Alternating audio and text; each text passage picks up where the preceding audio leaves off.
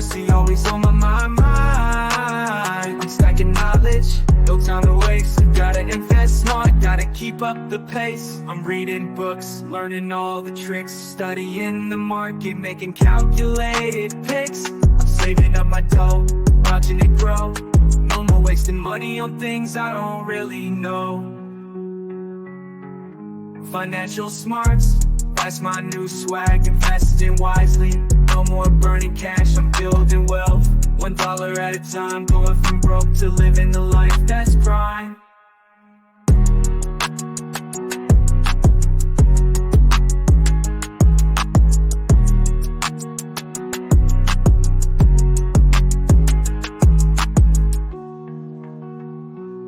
What's good, everybody? It's your boy Reckless Raidanair, and we are back at it again with another episode of Future Financial Strategies. I hope you're buckled in. I hope you're ready, because we're following up right where we left off last week. Last week, we started off with my personal financial principles. I got interviewed by Miss Jenny. As soon as it gets released, I will be promoting the heck out of it. But she interviewed me. I had to write down and talk about my personal financial principles, which I hadn't done yet, but I did. I wrote them down. I read them every day now. It's actually something nice to have on paper. I think it's something that we should all do. Get your financial principles written down, your financial plan. Now, I do write that out every year. I get my goals lined out meticulously, and I look them over, and I achieve them, generally speaking, within some respect. Now, do I fail at some of my goals? Absolutely, but it gets me further ahead. I'm constantly moving the needle forward in that regard on every measurable metric. The things we don't have to talk about. I don't feel like I'm wealthier. I know I'm wealthier every year. I don't feel like my income's increasing month to month. I know my income's increasing month to month, and I know how much it does in comparison to last month because I track those things. But we're going to jump right into it. So first off, I want to pick up where we left off. We got to recap the first 5. I'm going to read through them real quick. If you want to get in detail, if you're jumping in and you're just catching us this episode and it's your first time here, welcome. Reckless Raidanair here, hosting Future Financial Strategies.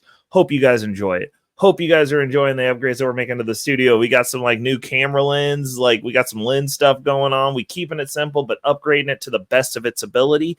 Loving it. And yeah, we're making some changes around here. So definitely hit the like. If it's your first time here and you're not subscribed and you find value in this content, definitely hit that subscribe. Definitely share the video, because we're not trying to get rich by ourselves over here in the wolf pack. So last week we covered the first half of the list, which was number 1, pay yourself first. Number 2, have a financial standard. Number 3, maximize what you have before chasing the bag. Number 4, ignore the Joneses. And number 5, money is a tool / energy / opportunity. Okay, so we're jumping in. We're going to keep it pushing. We're starting off with number 6 now. And I do have the banners again. I set this up. We're making improvements around here. Making improvements every day. $1 today is worth more than $1 tomorrow. What does that tie into? One of my highest values ever. The time value of money. Money tomorrow is more expensive because money is ever inflating. So opportunity cost on money, you're losing buying power to inflation. So the money you put in the market today is worth more than the money you're going to put in tomorrow, which is why I'm willing to leverage. It is why, tastefully, not leverage to the hilt. I don't have my whole house in the market. I don't have any of my house in the market, but we got the debt tools that we use, that we have access to because we have good credit. I know people say credit doesn't matter. Guess what? If you're not already rich, credit matters a whole lot. If you don't have a big pile of money that you can pull from. And even if you do have a big pile of money, there's only so much money you can pull from. I mean, I'm just calling it what it is. But the money that you get into the market today, now, are there dips? Are things volatile? Especially when we're talking about stuff of an asset like Bitcoin. Highly volatile, but people are like, oh, well, you could have bought it at this, you could have bought it at that. And it's like, well, your timelines are too small. People are talking about the price this year. The money that I put in 10 years ago is worth way more than the money that I'm putting in now. No questions asked. Like, I can't even get those prices. The money that I put in 5 years ago, way more. We're not touching 5 years ago's money. Timelines, people. Timelines. Also, with, for instance, the income portfolio, I am generating more income. When I started the portfolio, there was money that kicked off. Like, I've dollar cost averaged into it, but every cycle, that following month, the income that was generated last month also stacks on top of what I used to buy the asset.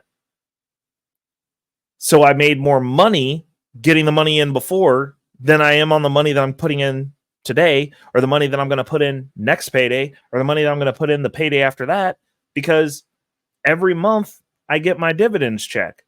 That stacks in with the money that I already made. So I made income off the money that I had invested. Now, moving forward, those dollars make less dollars. Like, it's just your buying power is shrunk.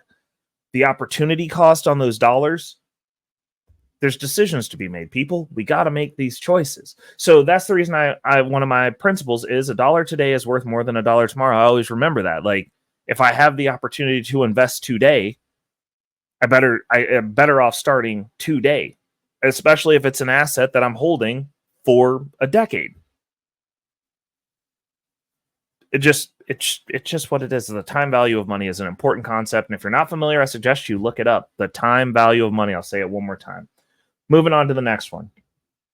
Number 7. Now, this is my financial anarchist moment here. One of my quotes. If the government can print money out of thin air and you need it to live, then you are a slave in that system. The challenge here is figure out how you can also print money, because that's the only way that you're going to keep up, because the government has the advantage. They can make something up that you need to live. You are a slave to that said government. We in America are living as free roaming slaves until you figure out a way to break out of the financial matrix. Now, you could be like, people break completely out, or you're out and you just use the tools. All the tools are here. All the tools to get out are here. A lot of them become our constraints, but all the tools are on the board. I mean, it's not like we're forced into this. We do have the ability. You can leave the country. You can go be somewhere else. I'm planning on being out of the country some of the time moving forward. That's one of my goals. I want to eat clean food and not be poisoned constantly. Breathe some fresh air, actual fresh air. But in order to do that, I've got to defeat the matrix here. I've got to get out of this system. I'm figuring out how to print money. How do you have money coming in? How do you also get to ever increase your income? That's the game that we're playing. How do you get out of the debt that they straddled you with because you did exactly what you were supposed to, and you went to school? Oh, let me pull that up for you on the screen. I forgot to pull it up. You went to school, you did all the things. Now you got hundreds of thousands of dollars in debt that you're starting with. You're worse less than old dummy Reckless Raidenero, who didn't do those things. Chose to do everything, quote unquote, the hard way, which turned out to not actually be that hard, to be honest. Now we're competing. We're competing with each other, and you're negative $100,000. Plus whatever your house debt is. Hopefully you're sitting on some equity because you did all the things. You're just in debt. Like, you got to defeat those systems. You're utilizing debt wrong. So I'm in debt too. We in different kinds of debt. But that principle is, I keep that in mind, because all the moves that I'm making, it's like, you've got to break free of the matrix, the financial matrix, the web that they've spun for us. Because if you follow all the things, you are in debt. You're investing primarily and maxing out tools that you don't have access to without penalty until you're 65.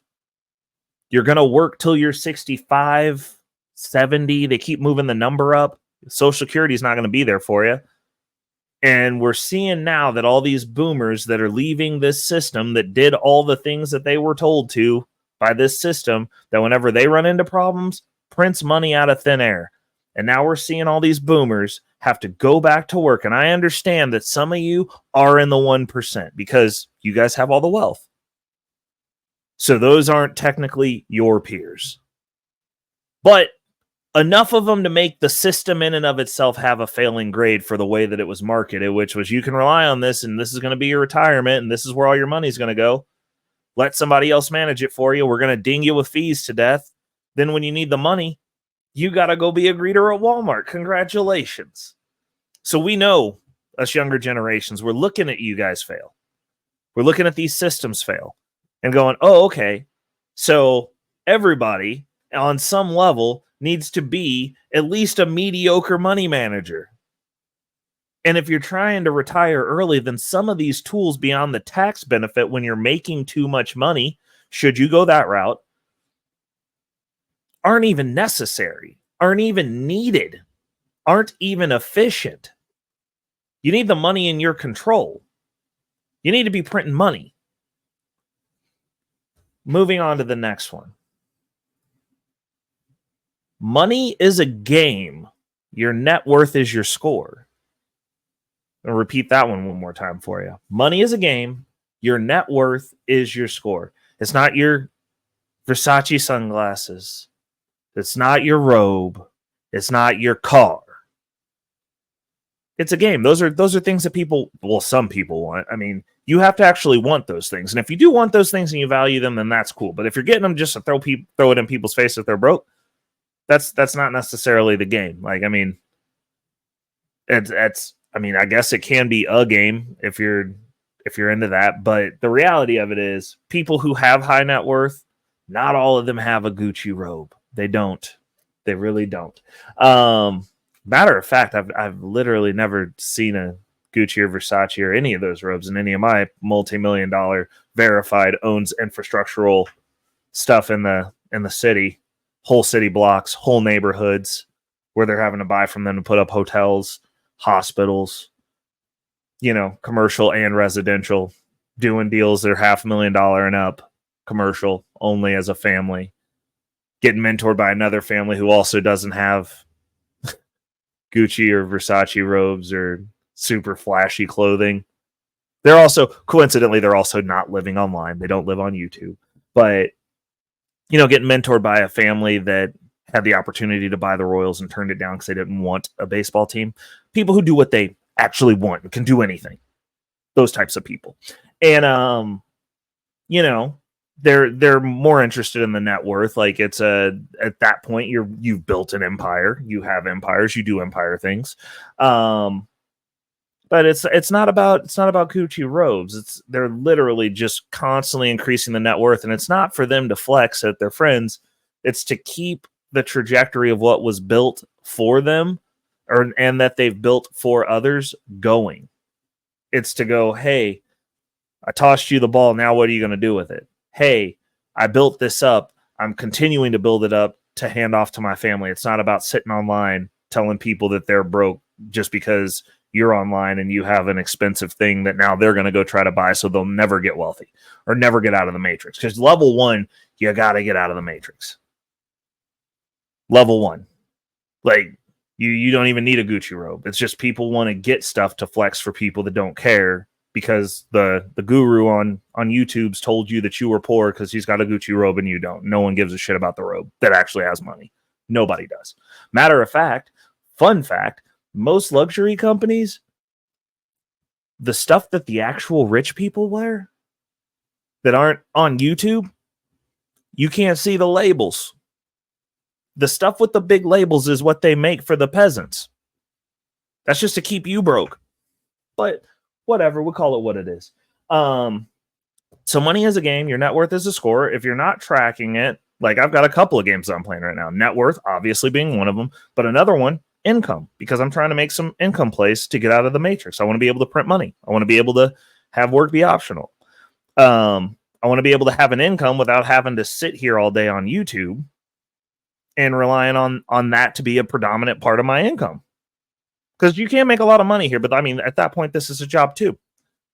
So I want to be able to keep my speech, keep my opinions, and we're replacing that income actively. We're not even making any income on YouTube. Like I said, I make it for the 10 big brains that want to come over here, the smooth brains. There's plenty of other places where you can go get motivated and talk to you like you're stupid. Not over here. Moving on to the next one. Assets, specifically income generating or rapidly appreciating, are better than income, W-2 income. Now, couple of caveats. Actually, there's only one caveat. If you're doing the rapidly appreciating assets, this is assets that you're holding for over a year. Because W-2 employees are the harshest tax. That's the reason when people talk about, oh, they're making 6 figures, like that's great. Like that tax bracket sucks. Like now you have to do all the stupid stuff that's super inefficient, and then you still ain't got no money, and you probably have lifestyle creep because now that you're making 6 figures, you probably want to go get your Gucci robe so that you can tell other people that they're poor online. So you actually ain't got no money and your net worth's not going up. You just got income. And you're in the harshest tax bracket. You get taxed for everything. I mean, I'm focusing on shifting my income over to dividend income. 25% tax. Easy tax bracket. Like unless you're broke or you're making medium amount of money and you're making it so that you're broke, that's the lowest tax bracket. It's taxed lower than what general income is if you make a decent wage. And plus side, I ain't got to go nowhere. I sit at home. I do a little bit of management on my portfolio. I look at it for fun. It makes me feel good. Even when it's going down, it still makes me feel good, especially if I got a little bit of cash so I can make some purchases. But I'd rather do that for a couple hours a week that's actual work, because like the work involved in that, it's like, oh, this position's grown up a little bit. Like maybe we got to clip that off and roll some income over. Distributing my dividends, which I love doing. I mean, at a certain point, it'll be just paying bills and then reinvestment, figuring out what I want to do. But those are all, they're better tax brackets to be in. Long-term investment holdings, better tax bracket to be in than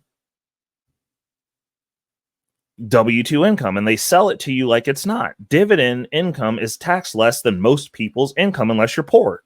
Like, these are the facts. 25%. Not that bad. But they tell you, oh, you don't want to get dividend incomes because of taxes. And it's like, yeah, your total income goes up, but dividend income is not taxed at the same as your W-2 income. They're two different things. So that's part of one of the things that people don't understand. And it's like, when you start pivoting and start getting fully on board with having assets, with securing your future, buying Bitcoin now, it's going to be worth way more in the future.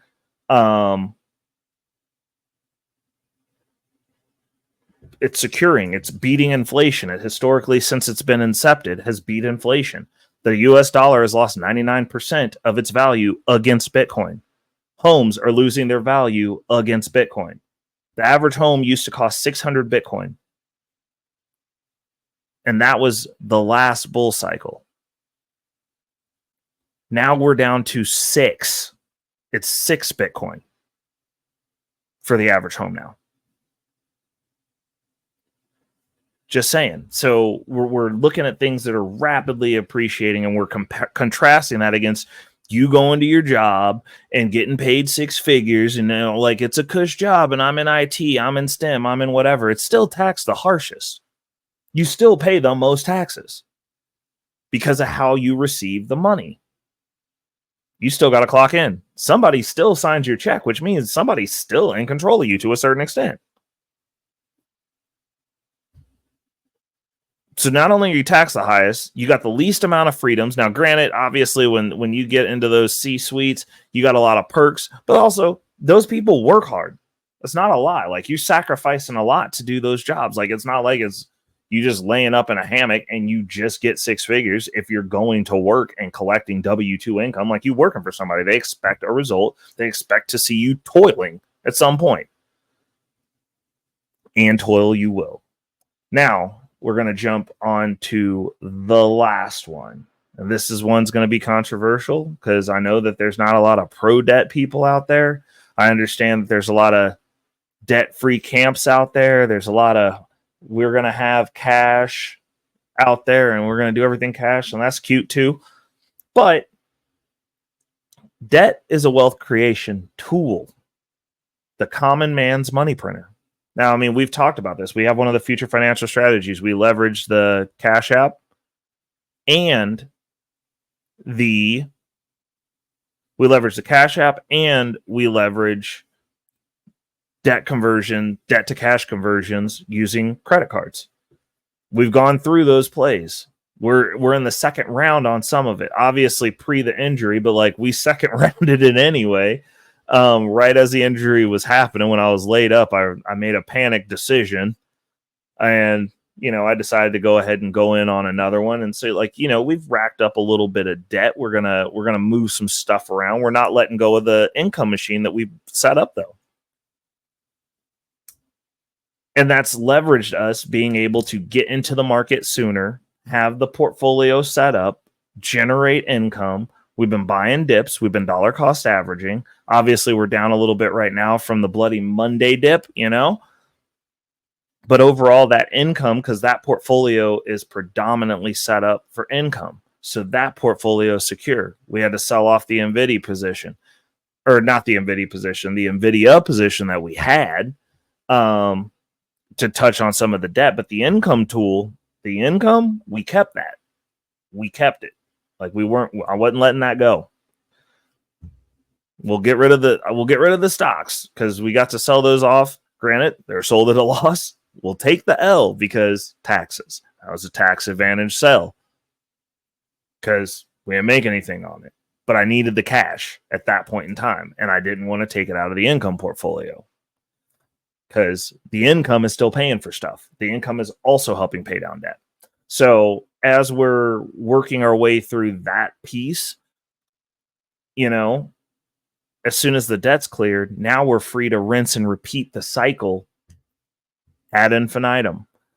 As we move over, eventually this tool's going, like, once the debt's cleared, we're going to do an experiment where we try to run everything. Because I think by the time the debt's completely cleared out, we will be in a space to where we will have everything going into the income portfolio. And I'm going to do an experiment where we see how long we can run all the finances through the income portfolio. Because I have margin on it. I got a healthy pool of money in there that also can function as a credit card. We got a debt tool in that's lower interest than the credit card. Also will be generating income. So if we can get in the cycle where we're just going, hey, like when the income comes in, like we're just knocking stuff out, and then all of our checks just go into that pool in that income portfolio, then that income pool will ever be growing until I stop working, until I cut off the W-2 spigot. And then I can just function off that. And so we're as soon as the debt, because like we're building the ship as it's sailing. So we're knocking out the debt. We're still making sure to reinvest within that portfolio. We have a position in that portfolio that's specifically for that we're working to get around about $500 a month at minimum. And that's going to be the portfolio taking care of itself. And then we're going to start in on our phase 2, because like hopefully by the time that all of these pieces start coming together, because like I'm looking at probably about 10 months for the debt, just focusing in on it. And that's like not dropping everything. I've got some other funds that are coming in to take some swings at this, but we're looking at about 10 months and then reassessing, because that's how long it took us to pay off the last cycle, the debt conversion that we did. It was 10 months. And every 10 months, we should be able to get ourselves $10,000 moved in regardless one way or another. We got a couple other tools that are coming up that we're looking at utilizing, but as it sits right now, we're in a good decent, I'd say a decent space. It's not the best. The best would have been me not severing my Achilles and not having surgical expenses. Surgery is expensive, medical bills are expensive. The whole system's a nightmare. Everything's terrible in that regard. But as we were building these things and as we rushed to build some of this stuff, we had the things in place to weather those storms. Like I have definitely had 2.5 to 3 solid bad months financially. 3 solid ones. And I'm coming out and the income's going up, the net worth fluctuating because we're rocky right now in crypto. It is what it is. Some months we rich, some months we broke. And like we're in a brokey space right now. So the net worth, taking some hits. Fair. Debt, it's increased. Fair. Rightfully so. We had surgery, major surgery. We had a major car failure. Like we had to replace a head gasket. Anybody who has a car knows that like most people sell their cars over that. It's just my car wouldn't have selling it at that point, like fixing it and then selling it was the move to go because I'm still coming out ahead on it financially. But again, another $5,000 in expenses. Just like that. On top of the ongoing physical therapy expenses. 3 bad months. I was on the couch for a month and a half. Down. 3 bad months. For most people, that knocks them out. We're coming out, still trucking along. Accounts are still growing. Debt went up. Can't deny that, but it's manageable and it's asset-backed debt for the most part. So, which means that like if I cashed out all my assets right now, if I was willing to give up the income portfolio and just cash out all the assets that I have in the brokerage, I think I would still have a few $1,000s left, but it would be losing really good positions that I have on some of the positions. I'm not willing to do that. Plus, it'll be giving up $1,100 in income a month. And I'd rather have that income because that income's going to grow. There's potential upside for the asset growth of that portfolio for the assets that are in there. I'm not giving that up. I don't want to give up the money machine to clear the debt now when I could just pay it off over the 10 months and call it good. So, yeah, that's where we're at. And that's the reason I look at debt as a wealth creation tool, because I do not use debt to go on vacations. I do not use debt to buy things to make other people feel like they're poor when I'm arguing with them online. I can make you feel like you're poor mentally. That's fine. But I use debt. The primary focus of debt for me is to use it to acquire assets. And that's not leveraging to the hilt. That's not taking out all the debt you can. I'm not maxing out credit cards. I'm using 10%. Well, except for my daily driver. My daily driver right now is above 10%. But the debt cash conversions, we're using about 10% of a credit card. Maybe a little bit more.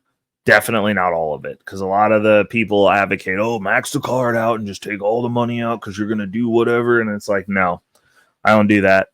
So I can't speak or defend what other people who don't know what they're doing or don't know how to use the tools effectively or within reason, to where if there's a dip in the market, you're not getting on Reddit mad at the tool that you chose to use. I can only speak from my personal experience, and I know how to use the tools. And since we're tracking it, we can see that it's working. So receipts also. But anyways, yeah, we're gonna close out on that. I hope you guys enjoyed it. Let me know down in the comments what you guys thought. Now that we've done episode 2, the question that I've got for you guys is, what was your favorite principle, or what was your favorite principle, and what principle that I lined out made you go, that like you might have hadn't thought of before? Put a little thought in your head. Till next week, people, it's your boy, Reckless Ray Dinero, and I am out. Peace. Money on my mind, yeah. Focus, got no time for games, nah. I don't flame it, I'm all about that financial literacy. Investing in my future, building generational wealth. Dollar bills, they be calling my name, but I ain't chasing fame, I'm chasing change. Learn the game, now I'm playing it smart. Putting my money to work, it's an art. I'm stacking paper, building my own empire. No more living check to check, I'm getting higher. Investing in stocks, real estate, and more. Gotta secure the bag, that's what I came for.